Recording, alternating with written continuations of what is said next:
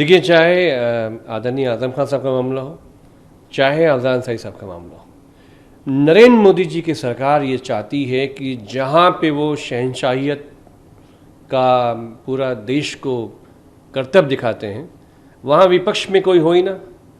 तो हम तो कहते हैं कि इस देश में आप राष्ट्रपति शासन लगा के राष्ट्रपति बन जाइए प्रधानमंत्री जी, विपक्ष की क्या ज़रूरत है आपको। और आज जब आपको ये पता है कि 2024 में नरेंद्र मोदी की सत्ता पूरे देश में खसक रही है, तो विपक्ष के वो सभी बड़े पिलर जो जनता में उनके लिए एक आइकन है, उनको आप शासन प्रशासन का एक्सेसिव मिसयूज़ करके आप उनको हटाना चाहते हो, तो ये लोकतंत्र को हाईजैक करने का मामला है। अगर विपक्ष नहीं होगा तो इस देश में क्या होगा? भारत की संसद किस लिए है? तो नरेंद्र मोदी जी चाहते हैं कि पूरे देश में उनके जैसी आवाज़ उठे, और जो उनके खिलाफ आवाज़ होगी वो किसी को ईडी सीबीआई के ज़रिए, केसीआर साहब को, आदरणीय लालू जी को, आदरणीय राबड़ी जी को, ये पूरे देश में परेशान करना चाहते हैं। ये जो मॉडल है, ये भारत के लोकतंत्र को निगल रहा है ये मॉडल। और बहुत शर्म की बात है कि नरेंद्र मोदी की सरकार इस देश में वरिष्ठ सांसदों का जो भविष्य ख़त्म कर रही है, ये लोकतंत्र की हत्या है। लेकिन ये मामला तो बिल्कुल ही अलग है, ये मामला तो हत्या का है। इसमें कोई झगड़े की बात या कोई ऐसी बात तो नहीं है कि इसमें सरकार के बीच में कोई मतभेद हो। ये हत्या का मामला है, स्पष्ट तौर पे कोर्ट का फैसला है जिसके बाद ये कार्रवाई करी गई है। इससे पहले भी भारतीय जनता पार्टी की सरकार उत्तर प्रदेश में रही, बसपा की सरकार रही। ऐसा तो नहीं कि समाजवादी पार्टी के वो मेंबर ऑफ पार्लियामेंट थे या एमएलए थे। तो सवाल ये है कि लोअर कोर्ट में, हाई कोर्ट में, सुप्रीम कोर्ट तक मामला गया। अफजल अंसारी की संलिप्तता तो कहीं इस केस में थी नहीं।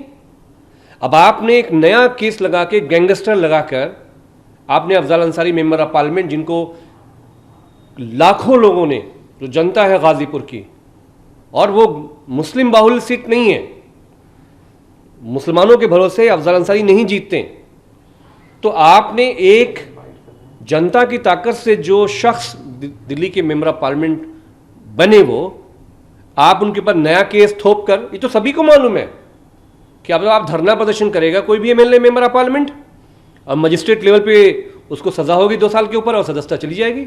और भारतीय जनता पार्टी के लोगों पे जो सजा होगी वो 2 साल के अंदर की होगी। एक और सवाल है, आज समाजवादी पार्टी राष्ट्रीय अध्यक्ष अखिलेश यादव लखनऊ की सड़कों पे थे, मेट्रो का सफर किया, प्रचार किया, मेयर कैंडिडेट को प्रमोट किया। साथ में आज रिवर फ्रंट के बाद उन्होंने प्रेस कॉन्फ्रेंस करी, उत्तर प्रदेश की बदहाली के ऊपर उन्होंने सवाल खड़े किए। लेकिन ये सारी चीजें हैं, लेकिन भारतीय जनता पार्टी का स्पष्ट कहना है, इतनी देर क्यों?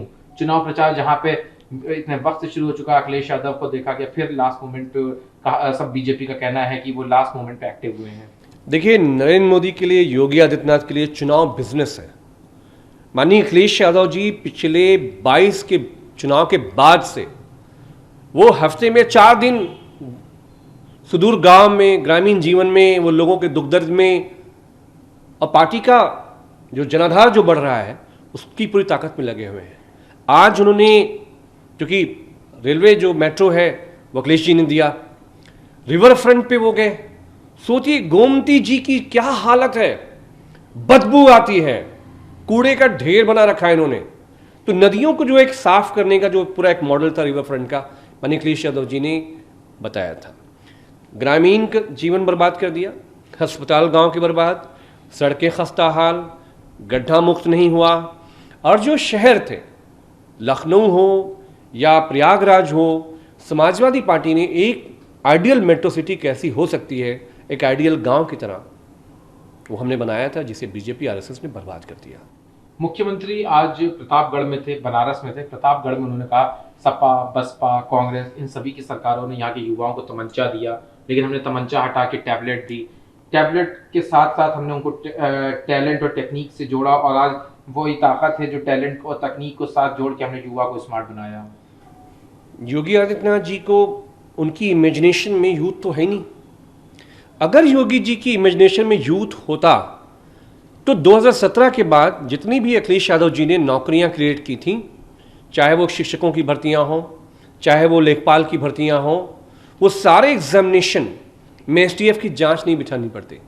हर साल एसटीएफ की जांच होगी, हर साल पर्चा लीक होगा, तो युवा सबसे ज़्यादा जो बेरोजगारी झेल रहा है वो सबसे ज़्यादा परेशान है। और जो हमारी शिक्षा है, आप सोचिए कि हमारे गवर्नमेंट स्कूल्स में कोई भी अपने बच्चों को नहीं पढ़ाना चाहता है, कोई भी ग्राम प्रधान भी अपने बच्चों को नहीं पढ़ाना चाहता है, आप कप्तान और डीएम तो छोड़ दीजिए।